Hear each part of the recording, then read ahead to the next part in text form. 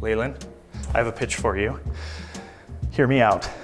Han doesn't die. Episode 8, after the scroll, we saw him fall, we didn't see him land. You start with, little nerf herder stabbed me. Cauterized the wound, no vital organs. I'm in a trash compactor again. No. Think about it.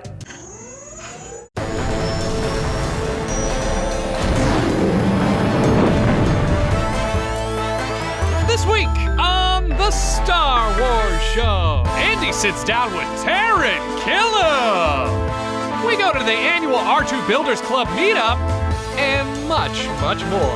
Now, from the Lucasfilm headquarters, it's the Star Wars Show. Hi, I'm Anthony Carboni. And I'm Andy Gutierrez. Welcome to the Star Wars Show, the only Star Wars show whose editor, Frank, has been a meme on the internet. Happy birthday, Frank Star Wars. And now, news. For the third week in a row, Ron Howard, the internet's #1 source for untitled Han Solo movie news, has scooped us and revealed even more behind-the-scenes teases. First, he revealed that Emilia Clarke has wrapped shooting with this selfie. On Tuesday, he tweeted this image looking for a translation, which is a sly reference to this original Ralph McQuarrie concept painting. Then there's this shot from a scene he's shooting about a, quote, desperate and dangerous time in the galaxy. And finally, this mysterious shot of what looks like a mine shaft that he just said was, quote, spicy. Interesting. Never heard that word before. Wonder what Star that Wars. means. But it's not just Ron Howard revealing things on social media. Last Jedi director Rian Johnson announced on Instagram that post-production on the film has been completed with a post stating, and that's a wrap on the hardest working post-production team in the galaxy. Going to miss sitting in dark rooms with these goobers. Meanwhile, in gaming news, BB-8 is coming to Galaxy of Heroes tomorrow. The droid arrives to the game in a new legendary event called Pieces and Plans, which takes place in a ruined Maz's castle on Takodana. It's unlockable at level 20, though, hey, that's what mobile games are for, right? Slyly hiding your phone under your desk while you should be paying attention, toiling away to get further along in the game. Would you know anything about that, Andy? No. Okay. God, I pay attention. For more on the BB-8 event in Galaxy of Heroes, check out StarWars.com. Finally this week, Industrial Light and Magic have revealed an all-new special effects reel for Rogue One. In it, they show off how they created the planets of Scarif, Jedha, and even how they built Tarkin from the ground up. In fact, because we love you so much, here's an exclusive first look. Enjoy. I'm like so close, I'm like level 19. Pay attention.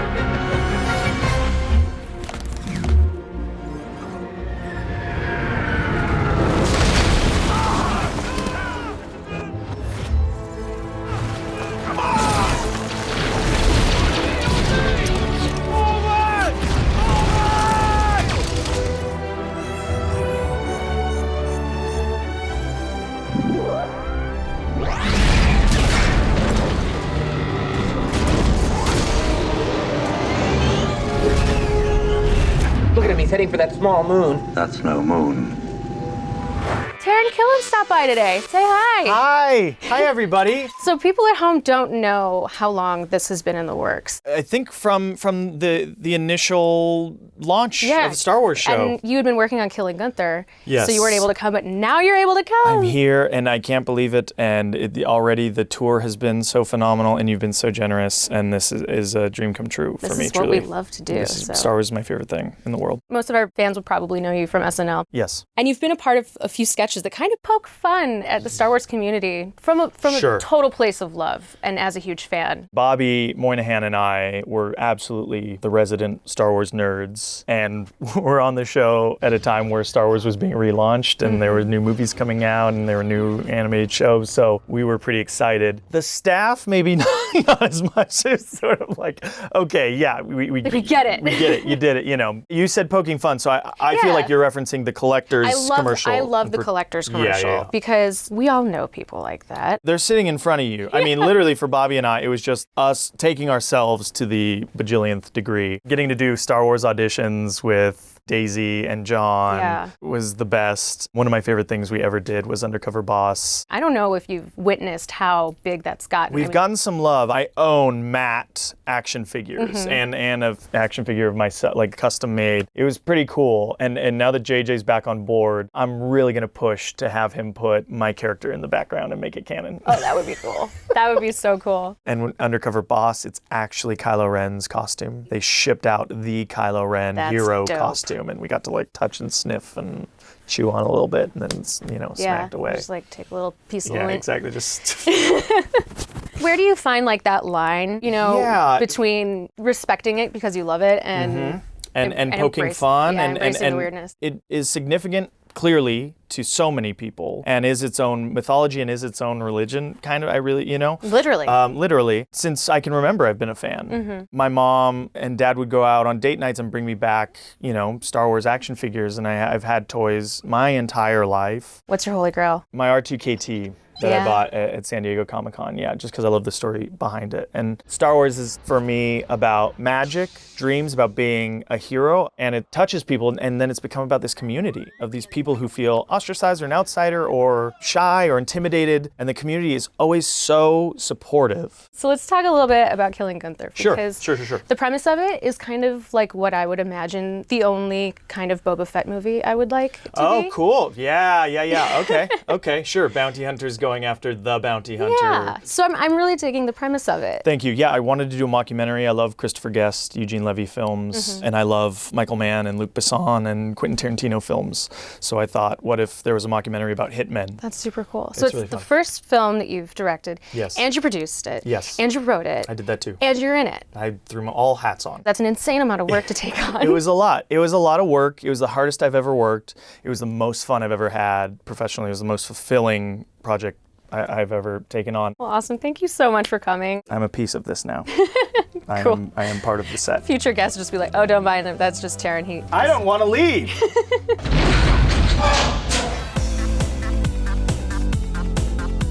I'm here at R2LA, the largest droid builders gathering outside of Star Wars Celebration. This event started in 2003. First one had like 12 people and maybe one complete droid. And now this year, how many droids, how many people do we have? I'm guessing in the 25 to 30 range of droids that are complete, and then over 100 people. There's a child in there!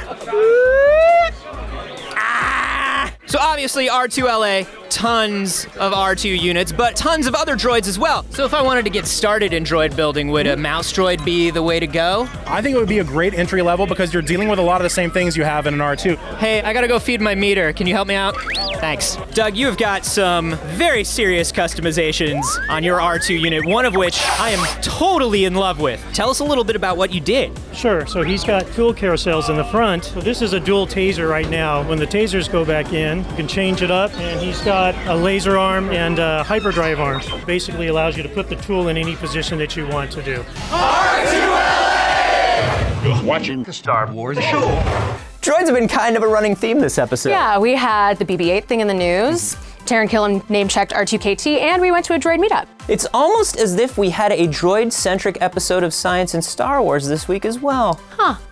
Well, funny how that works out. Wink.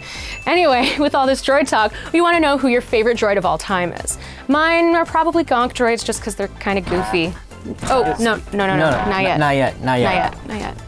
As for me, I would have to say AP5. Yeah. I aspire to be AP5 in all areas of my life. Just kind of surly? Just a beautiful, surly, put-upon attitude. I love it so much. Yeah, he's good. Send us your favorites and why using the hashtag SWSDroids, and we'll feature our favorites here next week. Thanks for watching, and as always, may the Force be with you. You can come back now. Hi, friend. Hi. He's angling for his own anthology movie. He's been hanging out outside my door all week. Yeah.